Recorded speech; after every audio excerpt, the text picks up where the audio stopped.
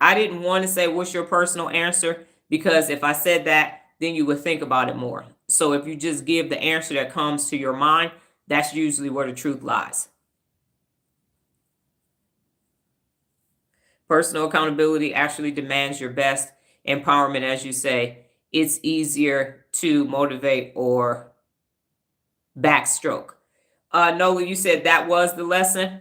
You're talking about yesterday or in general to avoid conflict? Yes. And so when you know why you can't hold people personally accountable, then you have to double down on holding people personally accountable, especially when that situation presents itself. So if you don't have a problem holding customer service people accountable because you're a customer service person and you're like, no, this is your job. But if you have a problem holding your loved ones personally accountable because you don't want to hurt their feelings or because you want the best for them, the slinky, yes, that was the lesson. And we have a thousand, probably 10,000 stories like that just in our day to day. So the point is, if you don't know why you aren't holding people personally accountable, you're just going to keep letting people be personally unaccountable, and you're just going to keep the cycle going. And I've just said this, and I'm going to continue to say it. That's the problem with the adult population. And if you have to go, I understand. I'm over an hour. I'm just telling you that's the problem. And when they caused it, they solve it. How many more times are, and this is a Dr. Donna quote as well, how many times are you going to fix what they broke? How many more times are you going to do it? Yes, you had to work on delivery when doing so. Yes, you had to work on your attack, Nora. Yes, you did. So how many times are you going to do it? That's why we can't get anything accomplished.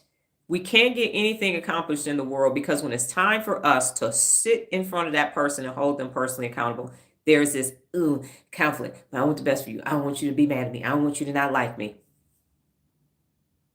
I no longer care about their feelings. I care about the results. And that's why with my daughter and my cousin, I'm saying he was at home and he hasn't bought into 100% holding himself personally accountable.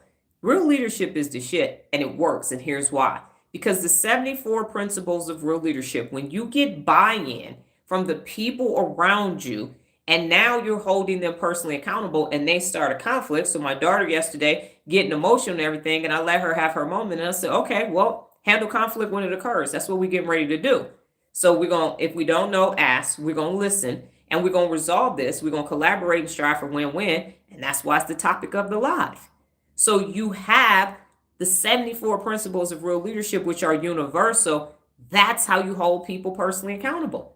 That's how. When someone is not maintaining high standards and they doing stupid shit and getting zeros and stuff, you go, you're not setting and maintaining high standards. You are not being the best. So I'm going to use the number one principle of personal accountability, and I'm going to hold you accountable, personally accountable, to become your best. I appreciate these questions, even though I'm uncomfortable, but I recognize the need for me to step up for my own PA and others. Exactly. The 74 principles of real leadership are how you navigate through life and interacting with other people. And that's why if people don't want to be personally accountable, you are never going to win with an unaccountable person. What are you holding them to? They can change their mind. Somebody could be wrong as shit, break all kind of laws, and you'll go on Twitter. Everybody makes mistakes. Nobody's perfect. You know, they just made a mistake. They just made me, why are you being so hard on them? They just made a mistake. Especially if somebody's mistake is the thing that you always messing up. Now you can resonate with them. Well, you know, I was underage drinking and I got in a car accident too. And sometimes you just life just be lifing, and it's unaccountable. And personal accountability simply says, I'm accountable and responsible for all that I do and all that I fail to do. And my objective every day is best. That's all it's saying. You're going to make mistakes. You're going to fuck some stuff up. You actually are. But to say, I messed that up. My daughter knows exactly where she went left, where it went left yesterday. And going forward, that won't happen. That will not happen going forward because she has a new frame of reference that I didn't do what I needed to do. My GABAs were up. I wasn't emotional, just cortisol. Okay, thank you for the clarification. Her GABAs were up and she wasn't emotional, just having a cortisol moment.